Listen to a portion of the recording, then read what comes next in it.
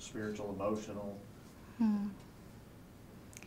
I think in my mothering, one of the biggest things that I have not overcome yet that I know I will have to is being alone and being a single mother. There are so many things that I have to wear different hats all the time, and I'm finding me as a person and as a woman, I want to be whole, and I want to feel like everything kind of meshes together. And yet in so many ways, I go throughout my day and I have to put on the financial hat and pay the bills, and then I have to put on the mom hat and snuggle, and then I have to put on the housekeeper hat and do the dishes, and then put on the ballet teacher hat and go teach a ballet class, and then put on the mechanic hat and check the pressure on my tires. I mean, there's just so many things that need to be done, and that are very important that I find I don't have the energy for, or even just the wherewithal to do, things I don't even know how to do. But I'm learning, number one, to ask for help, and to be forthright with what I need, and to just really pray. And I have shaken my fist at God saying, you know, here I am, and I'm trying to do your will, but what about this, and what about that? What about my yard? What about my screen door? And he has consistently proven to me that he can meet my needs, even the tangible, physical ones, through people that he's placed in my life. I have a neighbor who just mows my yard just because he can, and he's just kind. And I could tell you story after story of times when God has proven himself to me, saying, I can meet your spiritual needs, I can meet your emotional needs, and I can also meet your physical needs. And you're not alone. You're not lost. So that's been a huge barrier for me, and I think it's going to continue to be there. And for me, God is calling me to just trust him inside of it and to lean into him. What are some of the barriers you've faced culturally, like with society in general? Well, barriers in my own heart and culturally have just been, I did not want this. I did not want to be a single mother. I did not want to have to do all these things that I don't want to have to do. And there's a brat inside of me saying, but this is not what I wanted. And I've had to say, but this is, the adult says, but this is where you are and this is what you need to do. I don't like coming under this stereotype, but that I myself placed on other people. I would look at single parents and, I remember thinking, something must have been wrong with them for them to end up this way. And I have repented of that before the Lord, saying, gosh, I was so judgmental, and here I am. And so, yeah, that's really difficult.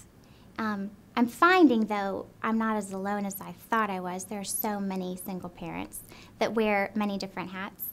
And just as a woman, even if I was married, there are women, women just have to do that. They wear a lot of hats. So the more I wake up and see reality, the more I see I'm not really alone, and it's really not that weird. It's not as weird as I think it is. What would you say to others who are on this journey of discovering their calling? Something that has been difficult for me and is difficult for me is acknowledging the gifts that God has given me and the desires even that he's placed in my heart, and not dousing them just because I don't see them being fulfilled right now. He has asked me to live inside of those desires that he has given me and to trust him for the timing, even if I can't have it right now. And my natural tendency would be to say, well, I have it, like, for instance, I've always had a desire for prison ministry, to do prison ministry.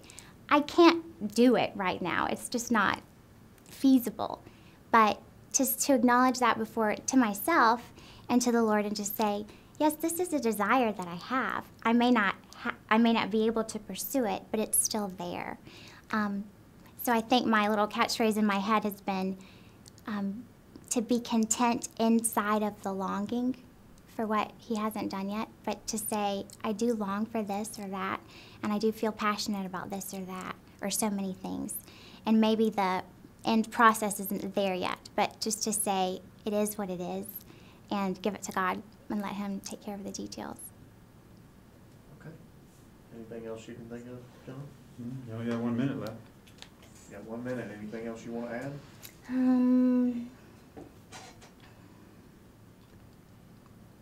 How about the ballet teaching and the energy and the calling thing? Okay.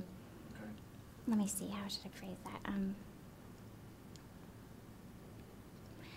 I took Link this past March with my mom, and it was really fun to be able to like delve into personality and spiritual gifts.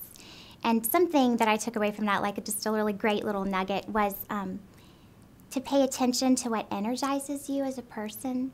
And I think I've always assumed that whatever God wanted me to do was going to be hard. And in a lot of ways it is.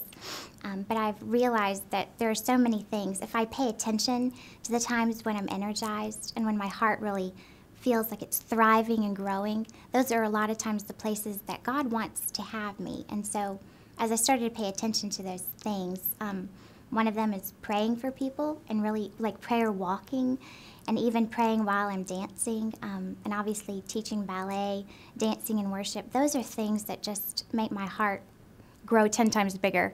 And I think, yeah, this is where God wants me to be.